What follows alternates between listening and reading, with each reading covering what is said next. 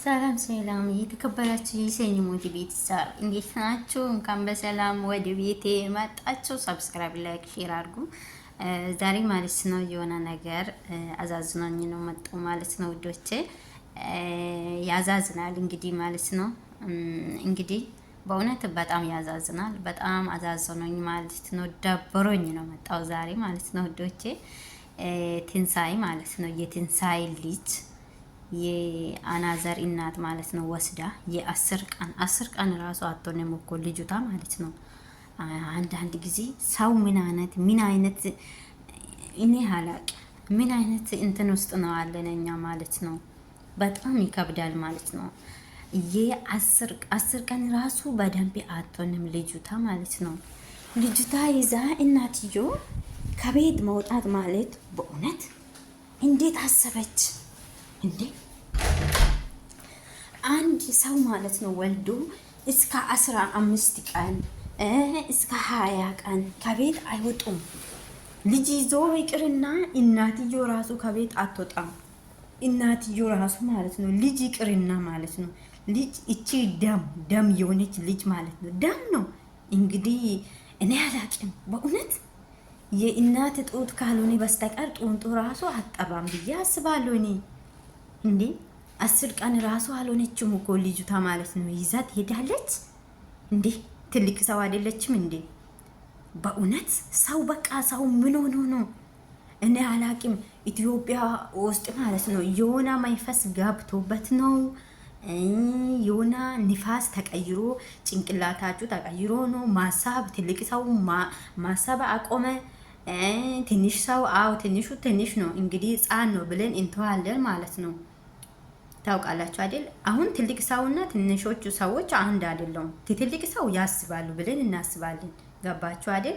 15 10 20 አመት የሆኑ እንግዲህ ትንሽ ብለን እናስባለን። እሺ ይሁን እንግዲህ ምን እናደርግ።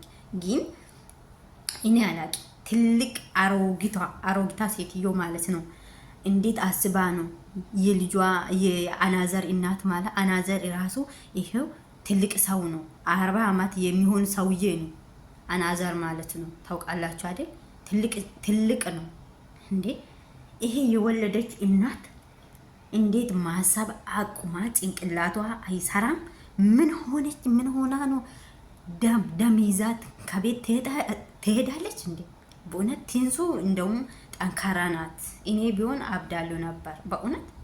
አራ አይለቃትም ራሱ ነበር በእውነት። ምን አይነት ጉድ ነው! በገረመኝ እንዴ! ልጅቷ አንድ ነገር ቢትሆንስ እቺ አሮጊት እኮ ምን ኢትዮጵያ ውስጥ እኮ ሰው ገለው ሰው በሰላም እየኖረ ነው። ምን እንትን ነገር የለም እኮ አዲስ ነገር የለም እኮ። ለዛ ነው ሰው እንደፈለገ የሚሆን ማለት ነው በእውነት እንዴ! ከባድ እኮ ነው። እንደውም የባሏ እናት ቀርቶማ ሰው ባሏ ራሱ ማቀፍ እኮ አይችልም እኮ አሁን ማለት ነው እንዴ! አባቷ ራሱ ማቀፍ አይችልም እኮ አባቷ ራሱ። እንዴት ነው አሮጊቷ ልጅ ደም ይዛ ከቤት ምትሄድ? እኔ ገረመኝ፣ በቃ ገረመኝ ማለት ነው ውዶቼ። እናንተ ምን ትላላችሁ እስቲ? በእውነት የአናዘር እናት አሮጊት ናት፣ ትልቅ ሰው ናት። እኔ ይቅርታ አድርጉልኝና ያ ሴትዮ አይወድም ሲጀመር ራሱ በቃ ታስጠልኛለች ማለት ነው። ታስጠልኛለች በእውነት። ሰው ራሱ አትመስልም ጭራሽ ማለት ነው። በቃ የሆነ እርጉም ነገር ናት። እርጉም ታውቃላችሁ? እርጉም ናት ማለት ነው በእውነት። እኔ አላቅም ይጠላሉ ማለት ነው። እንዲሁ እኔ ተፈጥሮዬ ማለት ነው ሰው የፈለገ ነገር ራሱ ባረጉኝ ማለት ነው አይጠላም ሰው፣ እናደድበታለሁ እንጂ እንትን ሰው አይጠላም። እቺ ሴትዮ በጣም ነው የሚጠላት ማለት ነው። የሆነ ነገር ትመስለኛለች። በቃ ሰው ራሱ እንደ ሰው ራሱ አያይም ማለት ነው። ትንሱ የልጁ ልጅ ትሆናለች ትንሳኤ ማለት ነው። ትንሳኤ ትልቅ ሰው ራሱ አይደለችም እኮ ትንሳኤ ማለት ነው። ሕፃን እኮ ናት። ሕፃን ወለደችው። እሷ ራሱ ካጠፋች ማምከር እንትን ማለት አለበት እንጂ ማለት ነው።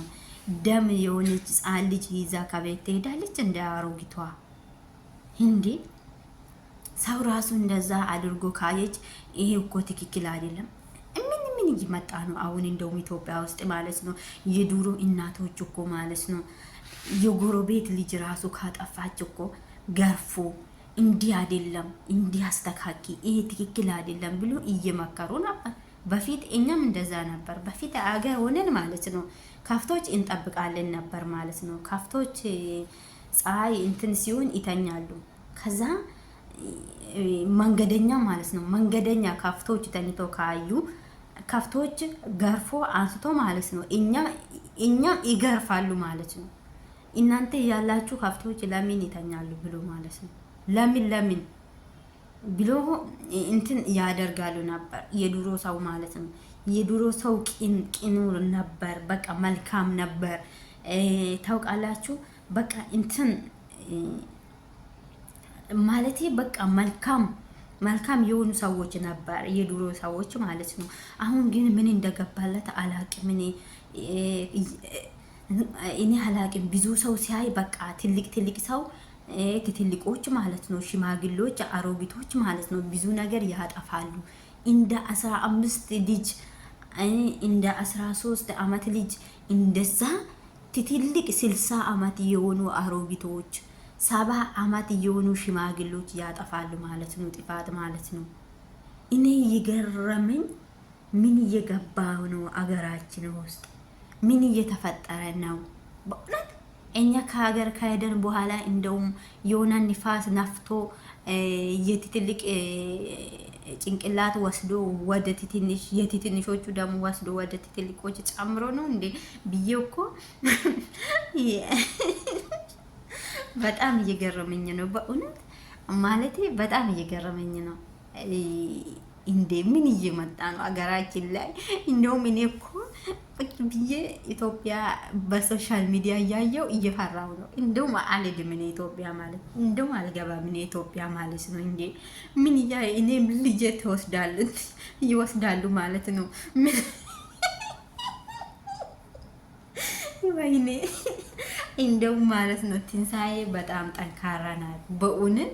ግን ምንም ማድረግ አትችልም። ግን ቢሆን ጠንካራ ናት። እኔ ቢሆን ልቤ ስራውን ታቆማለች በዛ ደቂቃ ማለት ነው። ታውቃላችሁ እንደውም እቺ ደም ቀርቶ ማለት ነው። እቺ ደም ናት እንግዲህ ማለት ነው። እቺ ደም ቀርቶ ትልቅ ልጅ ራሱ ትልቅ ሆኖ ራሱ የ5 አመት የ6 አመት ራሱ ልጅ ሆኖ ካጣው እኔ ሞታለሁ ማለት ነው። እኔ መኖር ራሱ አይችልም ማለት ነው። ልጅ አጥቼ ገባችሁ አይደል? ግን እሷ የወለደችዋን ልጅ የ10 ቀን ራሱ 10 አመት መስሎላት ነው እንዴ?